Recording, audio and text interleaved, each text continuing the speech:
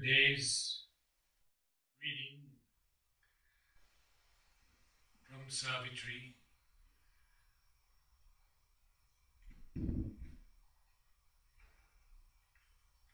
and the meditation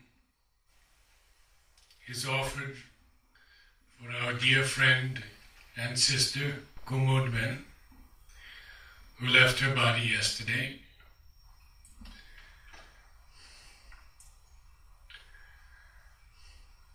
She is remembered with great love by all who knew her. Book 1, Canto 3,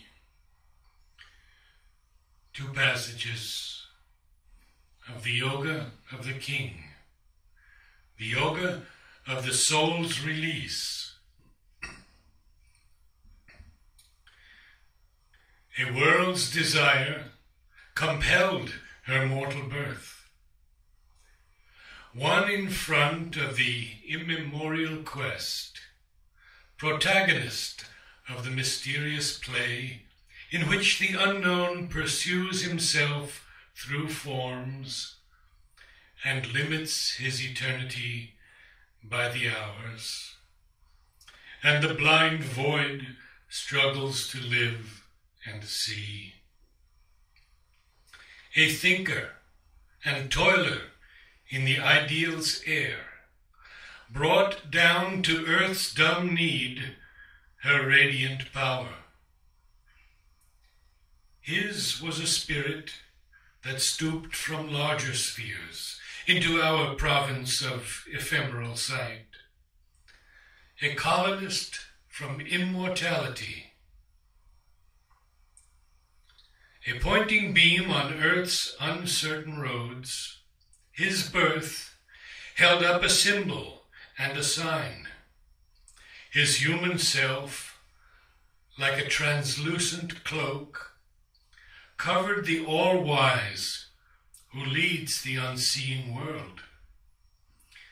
Affiliated to cosmic space and time, and paying here God's debt to earth and man, a greater sonship was his divine right. Although consenting to mortal ignorance, his knowledge shared the light ineffable, a strength of the original permanence, entangled in the moment and its flow. He kept the vision of the vasts behind. A power was in him from the unknowable, an archivist of the symbols of the beyond, a treasurer of superhuman dreams. He bore the stamp of mighty memories and shed their grandiose ray on human life. His days were a long growth to the supreme, a skyward being, nourishing its roots on sustenance from occult spiritual founts, climbed through white rays to meet an unseen sun. His soul lived as eternity's delegate. His mind was like a fire assailing heaven, his will a hunter in the trails of light. An ocean impulse lifted every breath. Each action left the footprints of a god. Each moment was a beat of puissant wings. The little plot of our mortality, touched by this tenant from the heights, became a playground of the living infinite. This bodily appearance is not all. The form deceives. The person is a mask. Hid deep in man, celestial powers can dwell. His fragile ship conveys through the sea of years an incognito of the imperishable. A spirit that is the flame of God abides, a fiery portion of the wonderful, artist of his own beauty and delight, immortal in our mortal poverty.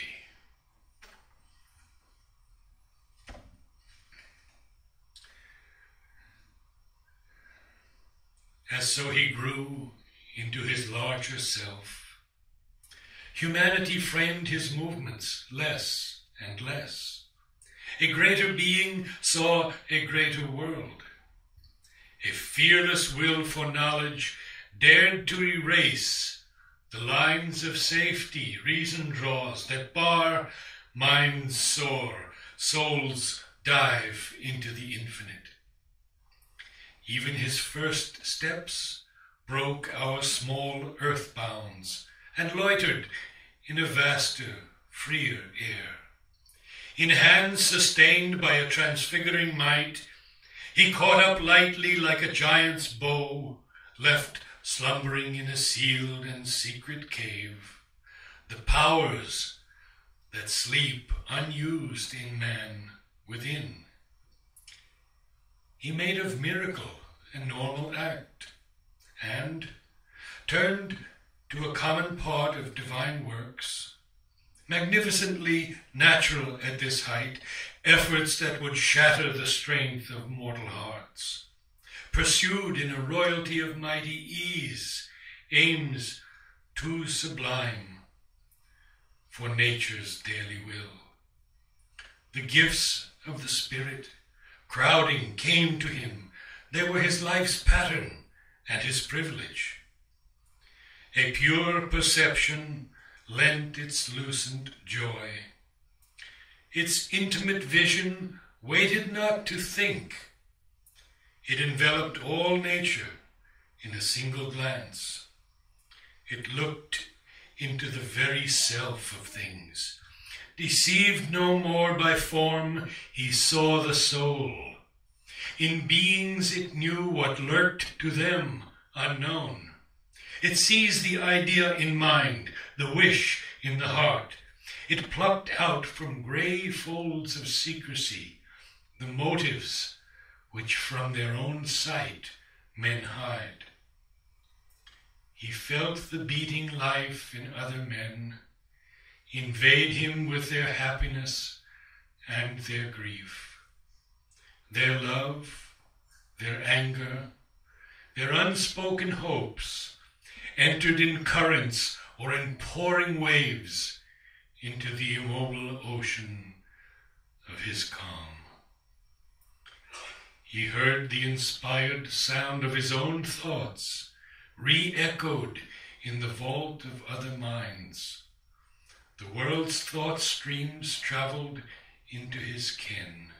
His inner self grew near to other selves and bore a kinship's weight, a common tie, yet stood untouched, king of itself, alone.